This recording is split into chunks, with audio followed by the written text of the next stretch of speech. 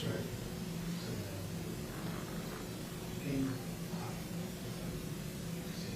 Great. So you agree, and that's what we use for this whole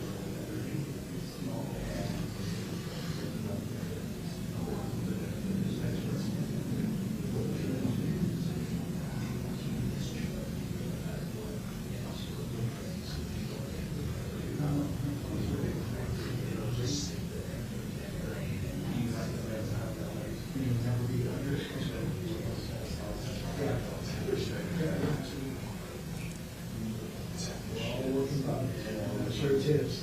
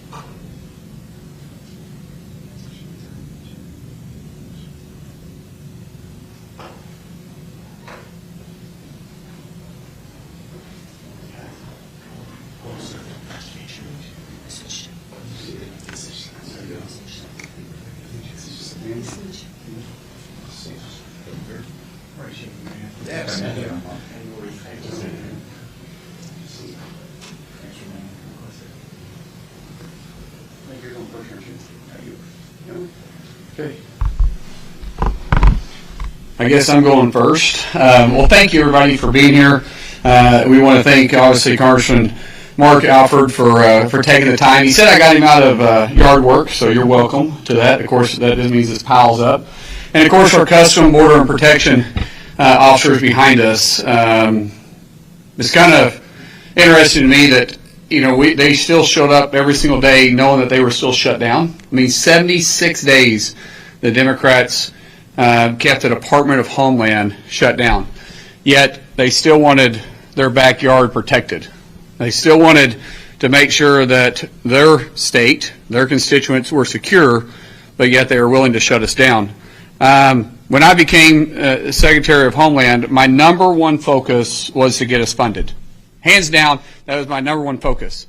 70–80% of my time was trying to negotiate a solution to reopen.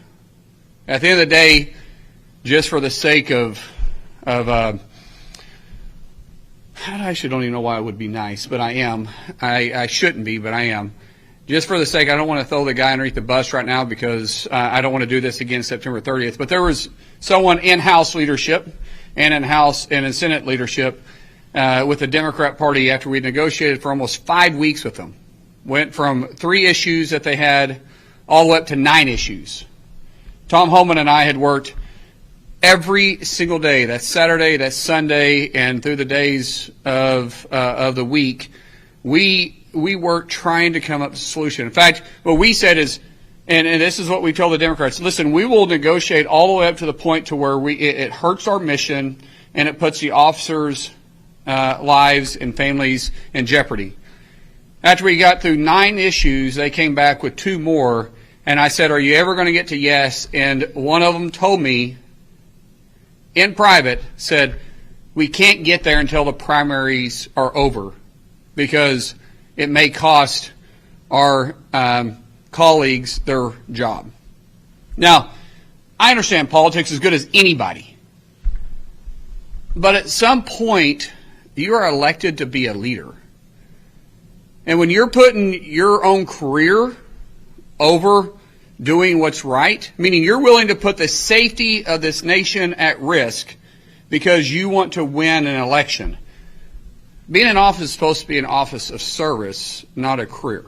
And if you're not willing to fire yourself at some point over what's right, then you should never be there. But as the president likes to say, these kamikaze Democrats will do anything to destroy our nation as long as they can find a way to get back to power. That has to stop. Kansas City, right here in Kansas City, is going to host 6 FIFA games. Now, let me just put that in perspective. Attention in the terminal, attention in the terminal. If you have I'll wait. 2 Okay. football Good bags idea. in the American Conference, Interesting, talking about FIFA and we talk about please football. return to reclaim your property. If you left 2 black football bags in the A concourse near gate 4, please return to reclaim your property. Now you think about that, right here in Kansas City, you're going to host 6 games. That's equivalent to 6 Super Bowls in 38 days. It put our mission in jeopardy. Now, can we still deliver? Yes. Were we able to be as proactive? No. Absolutely not. We had local law enforcement, not just federal, but we had local law enforcement that had MOUs signed with us that we couldn't reimburse, and we haven't been able to reimburse since February. We're writing the checks now, and they knew that. We have 11 host cities hosting 78 games in 38 days. And as I said, 6 right here in Kansas City. It's the largest sporting event in the world. And leading up to it for 76 days, the Democrats want to shut us down. And one congressman right here in our own backyard, Democrat Congressman Emanuel Cleaver, I'm going to read you his quote. He said, I voted against funding for the Department of Homeland Security because I refuse to endorse an agency that's lost their moral compass. How do we lose our moral compass? We're simply enforcing the laws that Congress passed. We didn't make the laws. We didn't even make the statutes.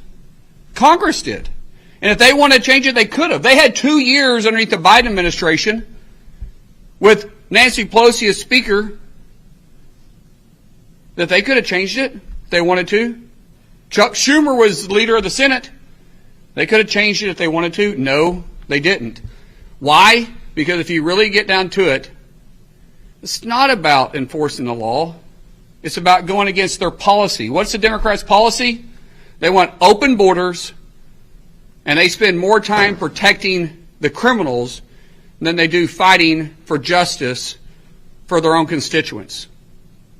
Open borders, which is obvious when they want to defund custom border protection, and they want to prevent ICE from going out and rounding up the criminals and the worst of the worst.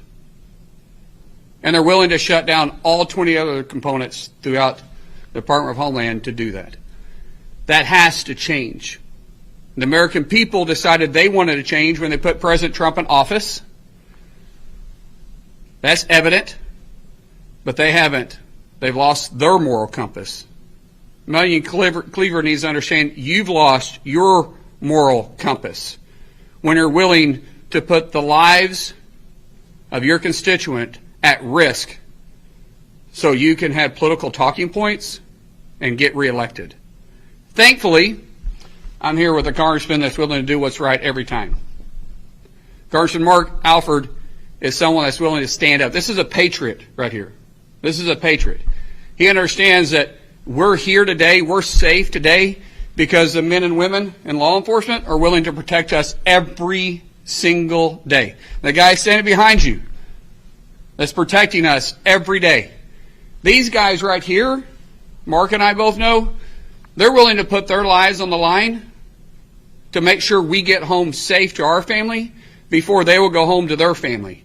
And I said this once and I'll say it again, I guarantee you their family loves them and wants them home as much as our family wants us home. But they answer the call. We're celebrating this week, Police Week. We're celebrating what they do every single day that some people, not all, some people, mainly the Democrat Party that's working in Washington, D.C., takes them for granted and actually holds them hostage for their own political gain. We don't. And thank goodness I have people like Mark standing beside President Trump and myself fighting for them every day. So with that, I'm going to let Mark have the mic. Thank you. Thanks, brother. Thank you. Secretary, I first want to thank you to Kansas City, great town. I'm honored to represent the 4th Congressional District of the great state of Missouri. This is a big day for Kansas City to have the Secretary here driving home the differences between the Democrats and the Republicans in this matter, this national security matter. You know, as the Secretary said, the House, we did our part. We kept our promises. We kept our word. We passed full funding for the Department of Homeland Security 4 separate times. Unfortunately, the Democrats in the Senate reneged on a deal that was previously agreed to because they didn't like the way that the Department of Homeland Security was deporting and repatriating criminal illegal aliens. They walked away from a bipartisan agreement that would have kept our law enforcement fully funded and operational. And that reckless decision has left ICE and CBP in limbo at a time when threats against our homeland are on a rise. And believe me, they are. That's why Congress must act urgently through the budget reconciliation process to deliver multi-year funding for ICE and the CBP. We've got to make sure that they are funded, and that's what this reconciliation process is all about. Look, I'm on the Appropriations Committee. The Secretary, as a senator, was on the Senate Appropriations Committee. This is not the way we like to fund things. We like to fund things through the appropriations process. That's what our committee is all about. But when people, for political reasons, stand in the way for purely political reasons to try to win the midterms and to try to keep from being primaried, like Chuck Schumer, trying to get him not to be primaried by AOC, as you saw in the previous shutdown in November, and now this one. It's disgusting. My dad was a Special Texas Ranger, and he used to say these words when he got really frustrated. It's a crying shame. And you know what? It is a crying shame what the Democrats have done to ICE and CBP here in America. It's a crying shame that they can't get behind our unified, what should be a unified force, to deport criminal illegal aliens and send them back to their home countries.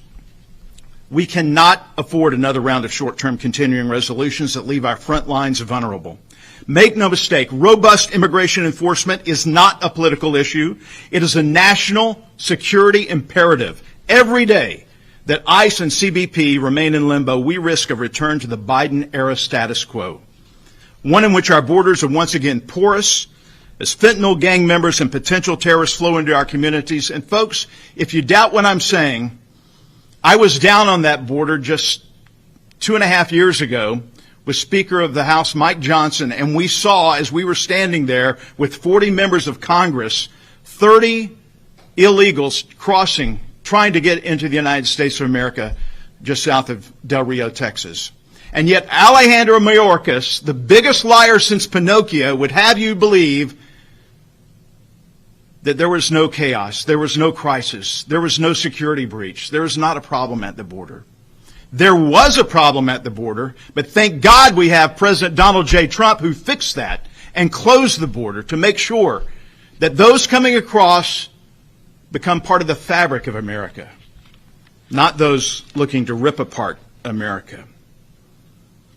The American people elected us to secure the homeland, not to manage the decline of the homeland. So now is the time for the House and Senate Republicans to unite with the Trump administration to pass a multi-year funding through reconciliation and give ICE, give CBP the certainty, the resources that they need to protect our nation, to protect everyone in this room, and to protect everyone watching right now. Last week, on the House floor, I had the honor to lead the effort to pass the funding for the rest of the Department of Homeland Security. I look forward to leading this fight in the House as well, with leadership there to help Secretary Mullin, House Republicans, to unite in one singular purpose and mission: to fully fund these agencies. Because, ladies and gentlemen, Secretary, I'm here to tell you, failure is not an option. Thank you. To address reconciliation, understand why President Trump and myself had to make this play call. We don't want to separate two components from the other 20 components there, but we didn't have a choice. Why didn't we have a choice? Because Congressman Representative Thompson, I believe it was, said, yeah, he's willing to shut it down again September 30th if he doesn't get his way. If they don't defund CPB and ICE. So the President and I, with a phone call with Leader Thune and Speaker Mike Johnson, as we were sitting in the office, said, what do we do here? If we reopen it, the Democrats are going to shut us right back down for the 5th time in a year, because we've been shut down 4 times already, if we continue to play this game. Well, the option we had is, okay, let's do it through reconciliation. Yeah, you're right. It's not a way to fund government. But because of the political theater that the Democrats continue to play, we have no choice. President Trump said, fine, let's do it through reconciliation, and we'll do it for 3 years. That way, they can't continue to play games with our men and women out there protecting us every single day. I get that people have strong opinions about this, but the truth is, it's the only option we have. We're going to fight every single day to make sure that they can't play games with our law enforcement anymore. Amen. So with that, we're going to stop. You guys have any questions? We'll be happy to answer them. If not, then I'm going to shake some more hands and go back to Oklahoma. So, yes, sir. How hard has it been, when you talk to these men and women, how hard has it been for them that they feel betrayed, per se? I can answer it, but I think they'd be better to answer that. Sir, you want to answer that? Sure. Introduce yourself. I'm sorry. I should have done that. No problem at all. I'm so sorry. My name is Mike Pfeiffer. I'm the Acting Director of Field Operations for the Chicago Field Office, which includes the Port of Kansas City, Missouri. We stand by at each one of our ports of entry, and we stand ready to serve. Although we may go through some difficulties, we deal with those difficulties and we move forward. We're always there for the American people, and we're always there with national security in our forefront, protecting trade, protecting America, protecting us against harmful drugs and harmful goods that are entering the country. And so we continue to do that mission. We continue to remain focused on it. Thank you. Now I'll tell you the stories that I got. Morale was low. Retention was low. Recruiting was almost impossible. How do you recruit somebody to come work for you when you say, hey, by the way, we're shut down for the 4th time. I can't pay you, but hey, come on, let's do this. Oh, now you have to wait for a second because we can't even put you into a class yet because the academy can't open because we're shut down. But come work for us. How do you think that's going to happen? We're trying to staff up. The Biden administration gutted CPP, Customs Border Protection. People say I say that too fast. And ICE. We're trying to build it back up. Fighting the Democrats for funding the whole time. My number one focus outside of with funding is dealing with morale now. I can't tell you how proud I am to be secretary of such a great department. I mean, think about it. The greatest job in the world. I mean that, outside of being president of the United States. I get to protect the homeland. The homeland. And that means that I'm even going to protect the Democrats' backyard like I protect Republicans' backyard. That means I'm going to protect California, even though they got a ridiculous governor out there, just like I'm going to protect Oklahoma. I'm even going to protect New York, just like I'm going to try to protect Florida. I don't see the difference between red and blue. I see that I have one job, and it's to lead an agency that's trying to protect the homeland every single day. And you know what? They feel the exact same way. They do their job regardless of if you voted for them, if you didn't. Emmanuel Cleaver could call right now and need help, and these guys would respond. I don't even know how he could look them in the face. What else, guys? 3 years. Why not longer? Was 3 years that middle ground? Well, I mean, if we needed to go 2 years, 6 months, and I think it's 23 days, we could have. The fact is, 3 years is just kind of a rounding number. We just wanted to make sure we get it out of the political fight underneath President Trump, and then the next president wouldn't have to come in and immediately deal with it.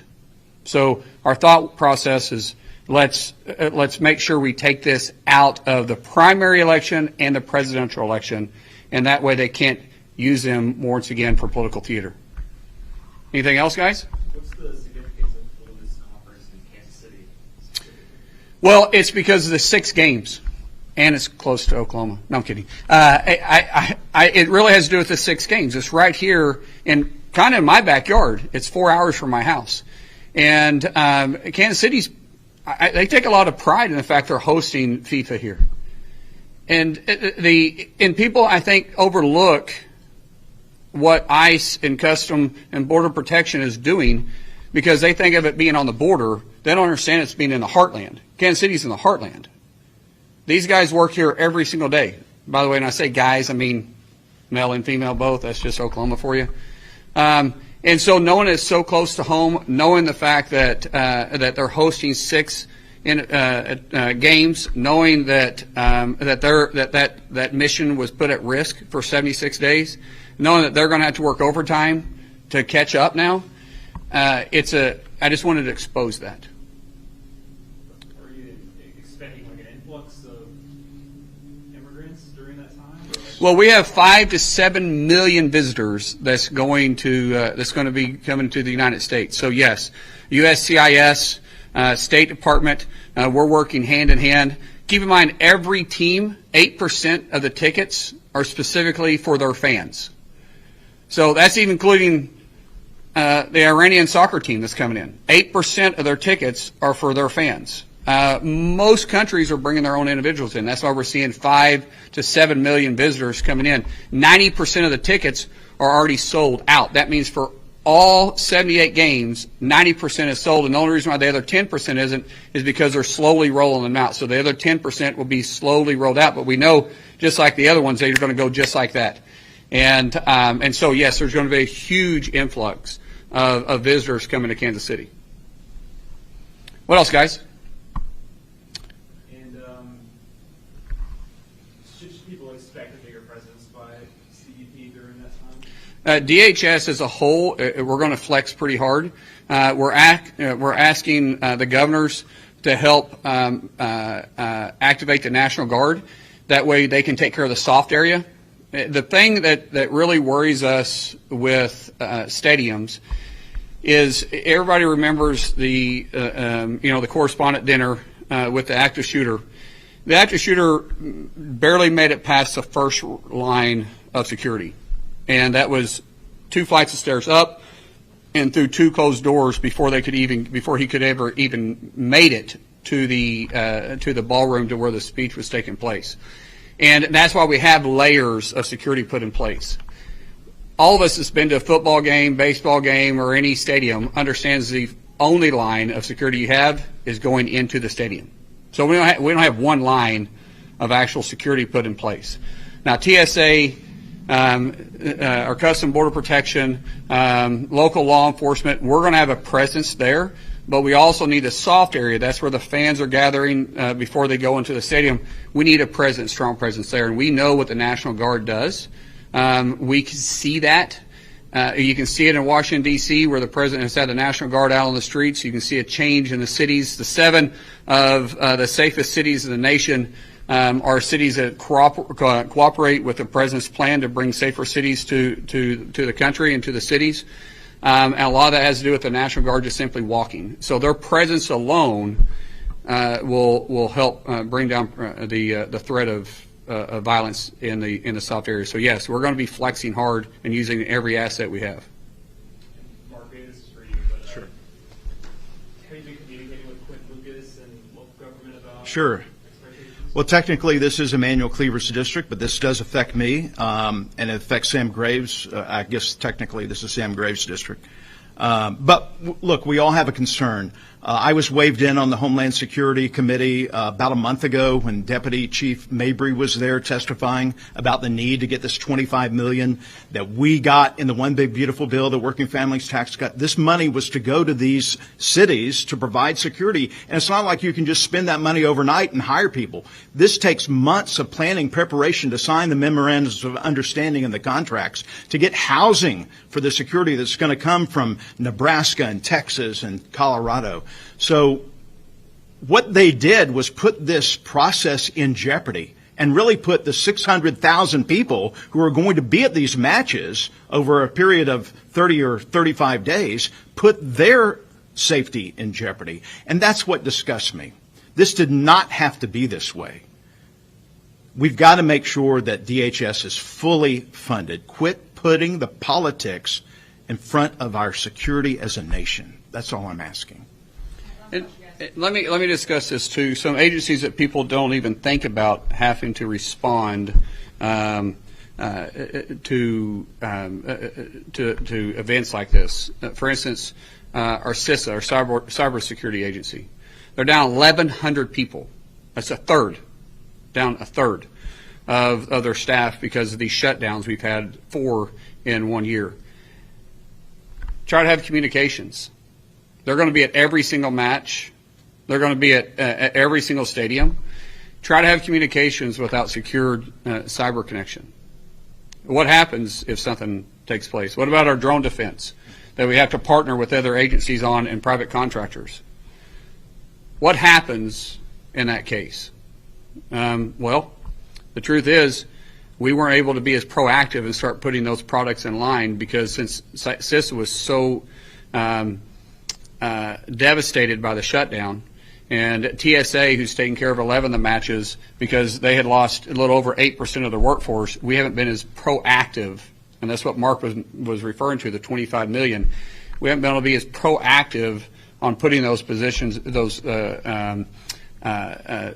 safety measures in place. And the first match is June 11th. The first one in the U.S. is in L.A. June 12th. That is around the corner. We have so much work to do. If it wasn't for our local law enforcement and guys and gals standing behind me like this that wasn't willing to go out there and work for free, knowing they're going to get paid eventually but not knowing when, and to make sure that the mission was still delivered, we would be in horrible shape. But it goes to show that our men and women that get up every single day and put the badge on, they do it not necessarily for the income. They do it because it's a calling. And we get to celebrate them all the next week. So, anything else? Guys, thank you so much for your time. Appreciate them. Give these guys a... Thank you. Appreciate it. All right. Thank you. Thank you. Hopefully you guys get to take the rest of the day off. Thank you, sir. Thanks. Thank you. I didn't mean to put you on the spot. No problem. By the way, did you get a haircut? Your picture's different. Yeah. Summer Well, cat. you gotta clean up a little bit. Thank you. See? Hey, thanks. Thanks, sir.